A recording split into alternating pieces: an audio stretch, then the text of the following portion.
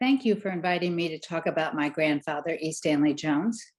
For more than half a century, Jones proclaimed the gospel of Jesus Christ and applied it to personal, social, national, and international problems as they arose on every continent and among all cultures. Jones was probably the world's best known and longest tested Christian missionary and evangelist of his day. Masses knew him as a global missionary, evangelist, author, and follower of Jesus, and his ministry continues to provide a strong base for Christian work today. Let me first tell you a bit about his early years and how he arrived at what was to be his life's work as an evangelist for Jesus Christ. He was born in 1884 in a rural community not far from Baltimore. By his own acknowledgement, his background was ordinary. Appearance, education, and gifts, everything was quite ordinary. His autobiography tells us that as a teenager, he ran with a gang. However, despite his outer rebelliousness, my grandfather was receptive when a visiting evangelist spoke on what Christ meant to him, and to the astonishment and annoyance of his young gang friends, my grandfather responded to the evangelist's call. Something extraordinary occurred that evening, and a dramatic conversion changed his life. Jones spoke about two conversions. The first was what he called his horizontal change, on the outside only. The authentic one, the vertical one, came 2 years later, 1901. He was then radically and enduringly changed on the inside too. Conversion and surrender became the main themes of his life and ministry. E. Stanley Jones had planned to be a lawyer, but instead entered the ministry, first to Asbury College, then to missionary service in India, and to world renown as a witness to Jesus Christ. Jones went to India in 1907 at just 23 years of age. No orientation was given, either for the country, its customs, or climate, or even how to get around. He was given a one-way ship passage from New York City to Bombay, now Mumbai. While he was given the name of his ultimate destination, Lucknow, getting there was up to him. He tells the story of that 20-hour train ride to his final destination in the northern part of India. He found himself in a compartment with a well-educated, English-speaking Muslim gentleman. Full of enthusiasm for his missionary work, he read this gentleman the Sermon on the Mount, expecting the man to be overwhelmed and immediately converted. Instead, the man said, "We have the same thing in our sacred book." This was the first time my grandfather had come up against the very familiar, "all religions are the same, only the paths are different," attitude so widely held by many in the non-Christian world. It shook him, for he wasn't prepared to deal with such attitudes. But it also made him face squarely, at a really early point in his missionary career, the question about whether he was going to argue or debate with non-Christians and try to prove them wrong and Christianity right, or use some other way. He was led to consider another way, I think, a way that exclusively focused on Jesus. I think that this was a crucial decision which contributed to his great effectiveness. His first church was a British-American Anglo-Indian church in Lucknow, and he was very successful in adding members to the church, but felt a sense of constriction, for the great masses of India were beyond his reach. Additionally, he felt uneasiness and alarm with what was happening in the Christian convert community. Too often in changing their faith, the new converts were also encouraged to take with their new faith a new foreign culture and essentially reject their identification with their Indian culture. Urging Indian Christians to remain truly indigenous was, I feel, a critical insight and one of my grandfather's important contributions to Christian missions. While E. Stanley Jones was a well-known evangelist, his wife, Mabel Lossing Jones, who lived to be 100, was an exceptional person in her own right. She was a gifted educator with a deep love for India and her people, as well as an uncommon resilience and level-headedness. Even as Mabel supported Stanley, Mabel had her own vision, a primary school for boys run completely by women. It was unheard of for women in India to teach boys in those days, but Mabel felt that small boys needed access to empathic and skilled female teachers in positions of authority. Even Mahatma Gandhi, who corresponded with Stanley and Mabel, commended her success in having women be teachers of young boys. A book about her teaching adventures in India, entitled A Heart of Wisdom, was recently published. Now, an important story that will shape the rest of E. Stanley Jones's life. It is now 1915, a year after my mother Eunice was born. Jones felt called to take his ministry to the intelligentsia of India, but felt insufficient to the task. To do so would mean standing down amid the currents of thought and national movements sweeping over India and interpreting Christ to that situation. He writes, and I quote, "I was painfully conscious that I was not intellectually prepared for it. I was more painfully conscious that I was not Christian enough to do what the situation demanded. And most depressing of all, I was physically broken," end quote. Jones then took a year's furlough in 1915, returning to the United States. But when he got back to India, he found the break did not help. He feared that unless he got help from somewhere, he would have to go back to America, work on a farm, and try to regain his health. It was one of his darkest hours. He writes, and I quote, "At that time, I was in a meeting in Lucknow. Now, while in prayer, not particularly thinking about myself, a voice seemed to say to me, 'Are you yourself ready for this work to which I've called you?' I replied, 'No, Lord, I'm done for. I have reached the end of my rope.' The voice replied, 'If you will turn that over to me and not worry about it, I will take care of it.' I quickly answered, 'Lord, I close the bargain right here.'" He continues, "A great peace settled into my heart and pervaded me. I knew that it was done. The old trouble never returned. It was more than a physical touch. I seemed to have tapped new life for body, mind, and spirit. Christ to me had become life. Apart from this healing, I question if I would have had the courage to answer the call to work among these leaders of India's thought and life." He then wrote, "When I first went to India, I was trying to hold a very long line, a line that stretched from Genesis to Revelation onto Western civilization and to the Western Christian church and even the Hebrew Bible. I found myself bobbing up and down, seeing no well-defined issue. I had the ill-defined but instinctive feeling that the heart of the matter was being left out. I saw that I could and should shorten my line, that I could take my stand at Christ and before that non-Christian world refused to know anything save Jesus Christ. I saw that the gospel lies in the person of Jesus and that he himself is the good news, that my one task was to live and to present him. My task was simplified," end quote. Thus began Stanley's great adventure throughout India. He was speaking constantly to ever-growing audiences of educated non-Christians. He presented Christ as a disentangled and universal Christ, belonging to all cultures and races and the answer to all human need. His first book, The Christ of the Indian Road, published in 1925, made this point clear. My grandfather had a unique approach for presenting Jesus. First of all, he held his lectures, they were not called sermons, in public halls, a neutral ground for non-Christians. They were in English, for all educated Indians spoke English.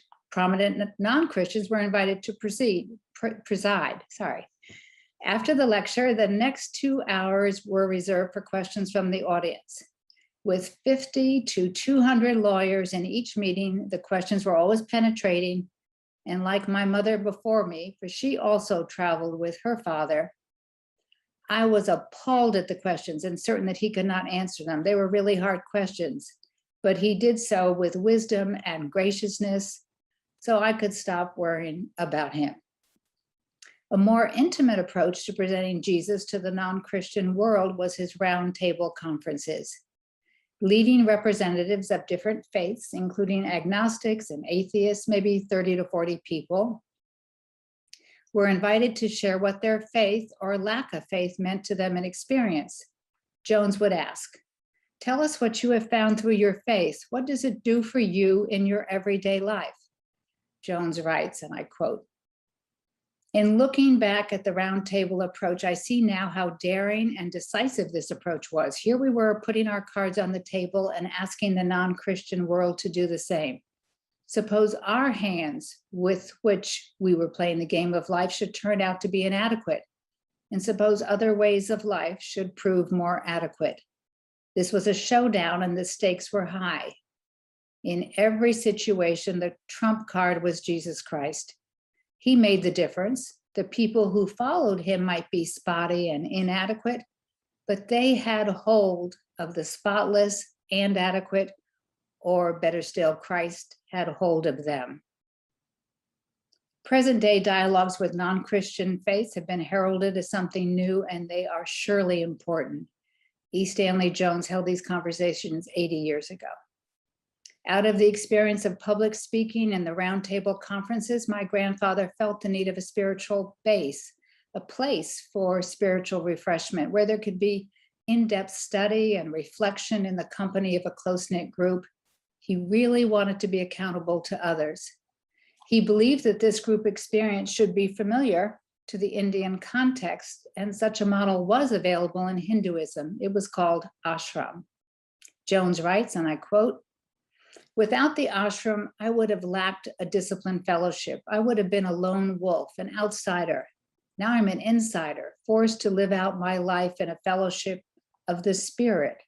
Members of the fellowship are responsible to me, and I am responsible to them at a very deep level, at the level of experiential living."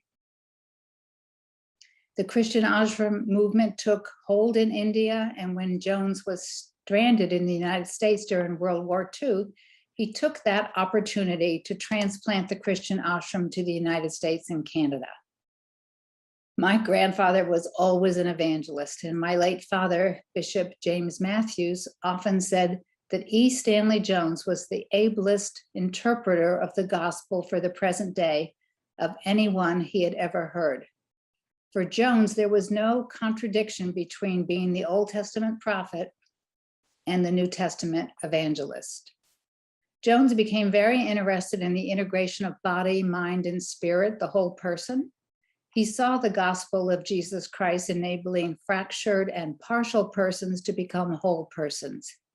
He even founded a psychiatric hospital in India and worked with Carl Menninger to get it going, and it is still going. You may now be interested in learning a bit about the relationship between E. Stanley Jones and Gandhi.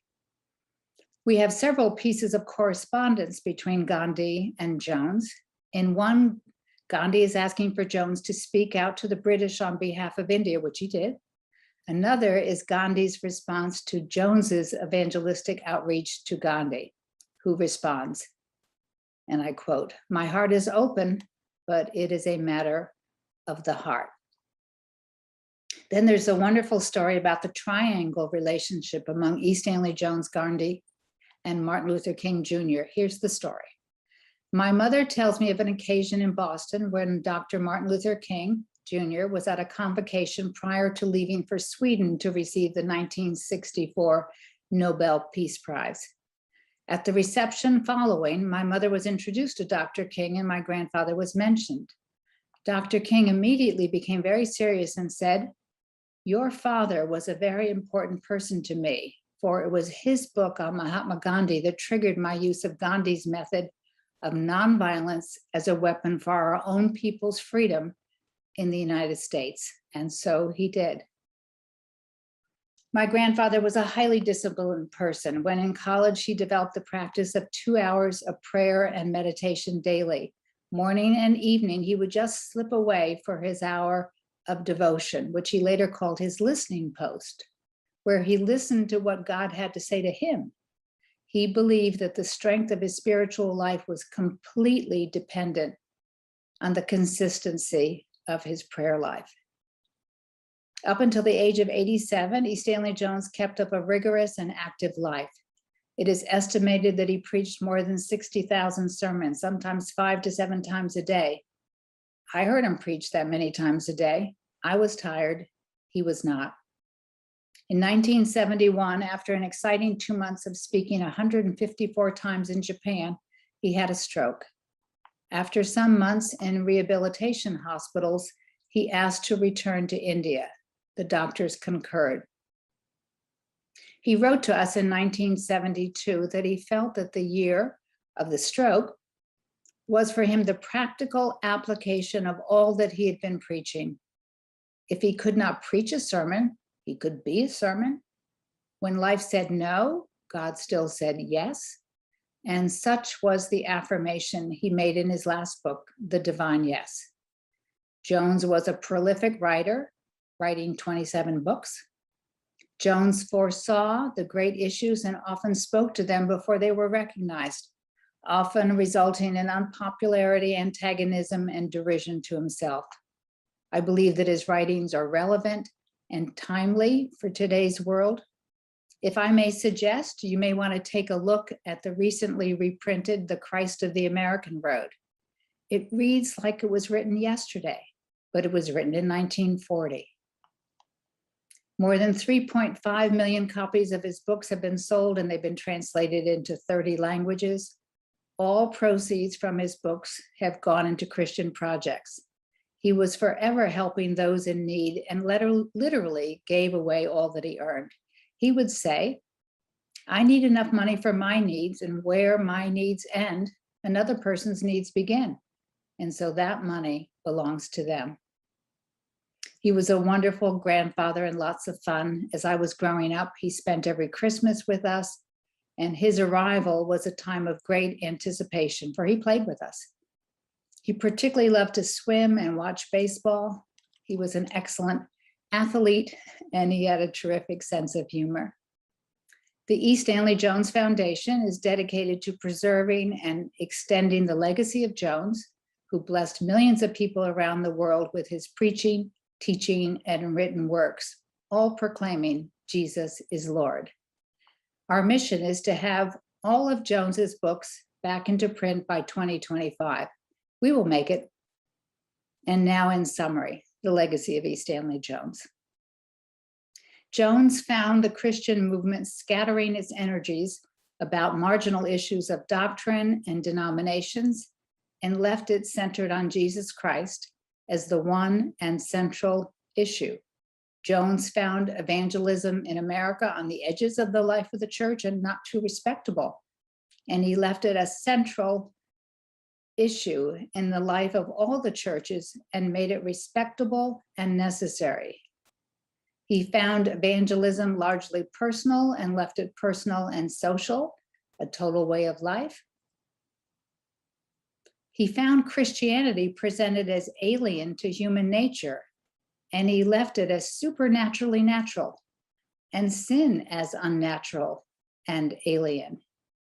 He found the kingdom of God largely inward and mystical or futuristic in heaven, and he put it into life now as the one issue now, supplanting all the alternatives of communism and fascism and the like.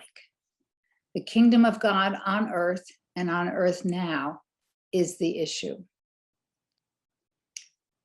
He found the nonviolent, non-cooperation movement Indian and Gandhian and left it as the method for finding freedom for the African Americans in America.